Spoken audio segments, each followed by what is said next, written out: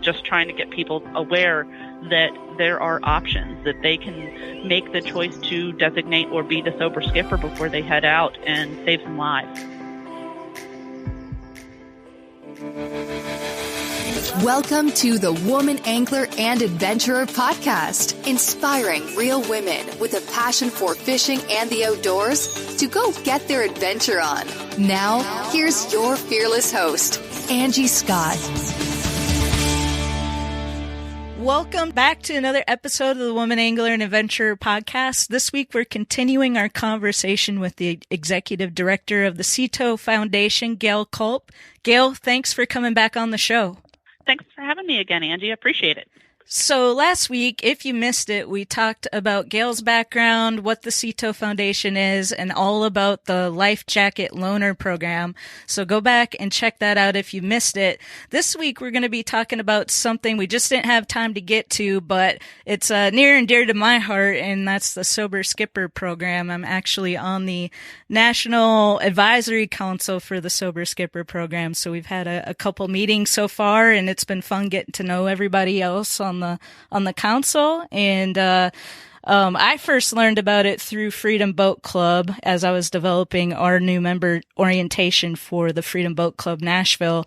I found out about the Sober Skipper program, and that's something that we include in our training. We have the yellow wristbands, and we encourage our members to wear them, but we always want to make sure whoever is in charge of the boat that day, who has to be a member of the club in order to drive it, one, but also that they're going to be the designated sober skipper. So that's something that we really, really push and don't have any tolerance for. So yeah, if you could kind of tell everybody a little background on the Sober Skipper program. Sure thing. Thanks so much. And we're really happy to have you on board the Sober Skipper Advisory Council, too. Thank you. So the Sober Skipper program we started in about 5 years ago, and our goal was to be positive and proactive in encouraging boaters to make the smart choice. So before they head out on the water, we want them to make the choice to be or designate a sober skipper. And that way, the decision's already made. They're not waiting until they're already out on the water and the cooler's open. They're making that decision ahead of time. And our goal is to eliminate the boating under the influence accidents and fatalities that keep happening all across the country. Right now, the Coast Guard says that 19% of boating deaths are totally preventable and are directly linked to boating under the influence with alcohol or drugs. And that doesn't need to happen. All you need to do is have a sober skipper on board, and everybody can get back to the dock or to the boat ramp safely. Right. And one of the things that we do teach in our training about that is that when you're on the water, the law enforcement, it's kind of like, I know here, I don't know, it might be different state by state, but it's a 0.08 or greater blood alcohol content will get you a boating under the influence citation, but, and, all that other stuff that goes along with it. But when you're on the water, the stressors of being on the water, the wind, the sun, the noise, all that stuff, intensifies the effect. And so it impairs you even more than when you're just sitting at your house. So, that's something Definitely. that we try to stress to everybody. So really the best practice is to just not consume any alcohol if you're the designated sober skipper for the day. That is very true. We want the sober skipper to be the non-alcohol drinking qualified boat operator. So we want them to know how to operate the boat. We don't want to just say, oh, well, Johnny's going to do it this week. And Johnny's like, I've never driven a boat in my life. I don't know what I'm doing. We want the person to actually know where the controls are and how to operate the boat and to have some information about that. But we also want that person to be the one that's drinking the iced tea and the water and the juices and things like that throughout the day. And in fact, in many locations, we partner with local restaurants along the water who, if they see someone come in wearing the Sober Skipper bracelet, which is that yellow bracelet that says I'm the Sober Skipper, they will give that person free soda or free tea or a discounted appetizer with their meal. So if they're coming in with their boating group, that person's going to be able to have non-alcoholic beverages for free. So it's a really neat opportunity to give them something additional as a pat on the back to thank them for doing that. Right. Yeah, that's really cool. I didn't know about that. I should try to get that implemented out here. Yeah. Each place is different. We'd like to say that we work with every single name your restaurant, but most of the boat restaurants or waterfront restaurants are mom and pops. So we can't say it's like a franchise. It's not like we work with every, I don't want to say McDonald's because we don't, but it wouldn't be like we could say that because it's not a corporation. It's a mom and pop. Yeah. So what are some of the ways that CETO Foundation gets the word out about this program? Well, one of the biggest ways is through our website, which is soberskipper.com, and boaters can go there and take the pledge and find out additional information. You can also order a set of a set of wristbands there, and those can get mailed to you. So if you're going to have an event or you have a big group that you're going to get together, you can have those wristbands available for everybody to take the pledge and have those.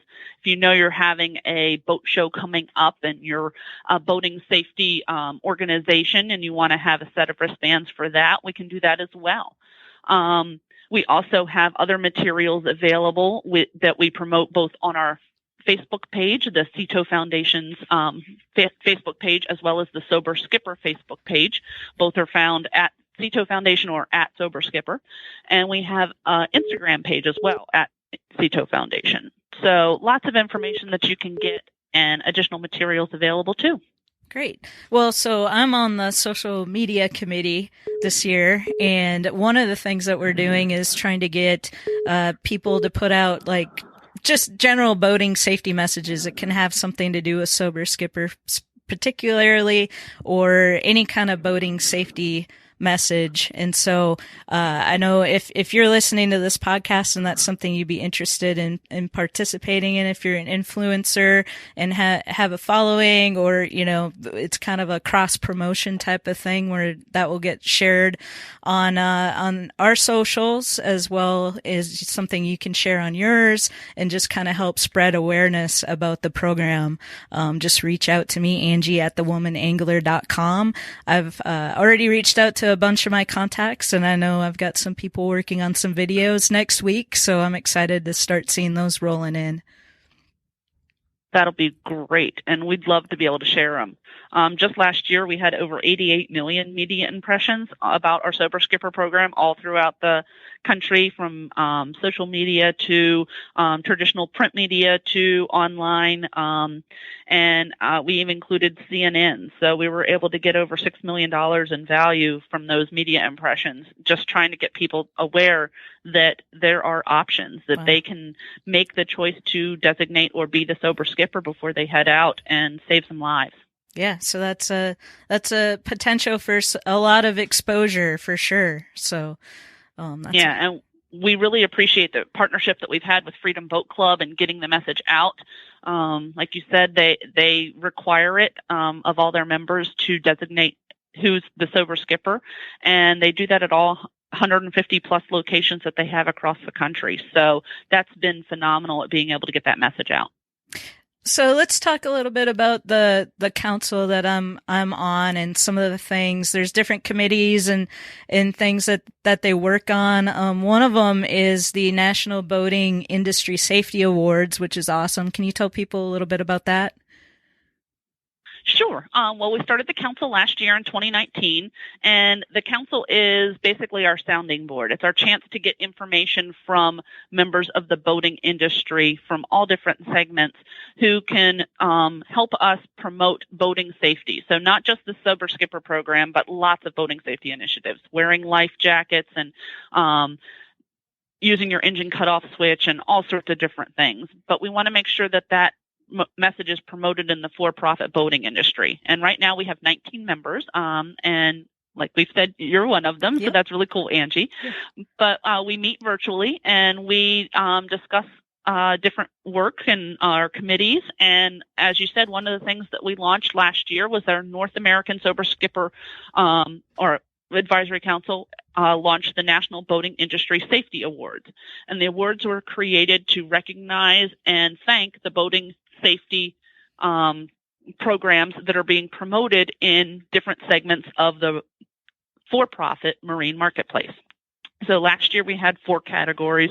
We had the best marine retailer, the best marine manufacturer, the best media and marketing, and the best outreach. And so if you're a for-profit boating industry and you are doing something to promote boating safety, we want to know about it. And the applications are going to be opening on September 8th. So we hope that you'll be able to apply and possibly even get an award. And the application is at boatingsafety.com/awards. Can you give a couple examples of maybe some of the 2019 winners by chance? Sure thing. One of the winners for our retailer was Marine Max. They won last year because they have done a ton of work in boating safety. They have a video program, lots of different videos, couple minutes long to half hour long, talking about boating safety. They do things on their Facebook and Instagram pages, and they also do in-person classes in the dealerships. So that's something that's really, really cool. The media and marketing went to Bonnier, which puts out lots of different publications in the boating world. So that's a neat way that we were able to get that message out. And then we actually had an additional award that we awarded last year, which we called the Sober Skipper Award, because the CETO Foundation wanted to recognize groups that are helping us promote Sober Skipper. And we gave that to Freedom Boat Club for all of their work they've done with us over the last 5 years. Awesome. Well, yeah, I'm looking forward to seeing the submissions for this year. Yeah, I love that companies are recognizing the importance of getting that message out there, because I feel like it's a responsibility that everyone in the industry should have to make sure everybody's... Definitely. And go ahead. And we want to put it out there that, like we said, boating can be safe and fun. It doesn't have to be one or the other, and it doesn't have to scare your customers away to say, hey, there's just a couple things you need to do to be safe. The automotive industry has been saying this for decades. Hey, we have seatbelts in the car. We want you to use them. Mm-hmm. Hey, we have airbags in the car. In fact, we now have airbags in the front and the side and the bottom, and we have this whole curtain of airbags all around you. So we're super safe, and we're going to keep you safe. Yep. It shouldn't be any different with boating. We should be able to say, hey, here's the boat. Here's everything you need to know to operate the boat, but you're going to need your life jacket. You're going to need this engine cutoff switch. You're going to need to have a sober skipper on board. And now you can take the keys and go have a great time. Right. Yeah. And boating safety education should start, just as young as somebody can understand it, so you have something kind of cool in your store that's kind of geared toward children, right? Yes, we do. We have a first mate checklist, and it is a neat little opportunity to involve the kids in your life in boating safety. And so you can get to it at boatingsafety.com/store. It's a free download, and basically you print it out and you can give it to the kids that are going to be on the boat, and they can help the captain operate the boat, or they can help with the checklist and making sure that everybody has life jackets and knows where they're located or has them on, that everybody has their emergency equipment list. The kids can help test the VHF radio, lots of different things. And then the other side of that checklist, if you print it, is a coloring page of Toby. And Toby is our mascot. He is a bumblebee, so Toby. Ha ha ha. Awesome. And so a lot of kids love to do that. Toby's wearing a life jacket, and so you can color him, you can color his life jacket, and you can decorate as much as you want. Awesome. Well, good deal. Anything else you want to touch on before we wrap up the second part of our conversation about the Sober Skipper program and CETO Foundation? No, I just hope that we can get you involved. We have our blog, and it's at boatingsafety.com/blog. So check us out. We have a monthly or a quarterly newsletter that we send out as well that you can sign up for. And we just want to see you out on the water. We want to see you boating safely. So share those photos to Facebook and Instagram at Cito Foundation, and we'd love to hear about it. And don't forget to take the pledge at SoberSkipper.com. Awesome. Thank you once again for coming back on the show, and we'll continue to work together and stay in touch and get the message out there about safety. Awesome. Thank you so much again, Angie. Appreciate it. Thank you.